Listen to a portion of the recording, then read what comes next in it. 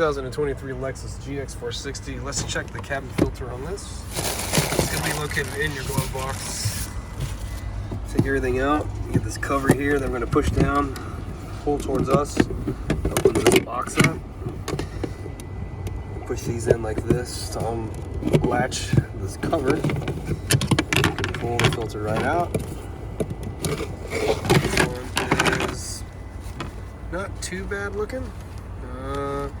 It's kind of borderline. I would replace this one or not, but if you need one, I'll have a link down in the description box.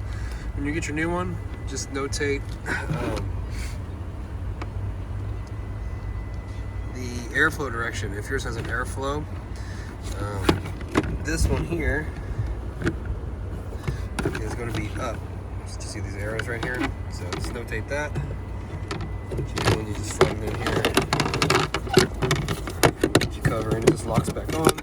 This is super easy cabin filter, and you're all done.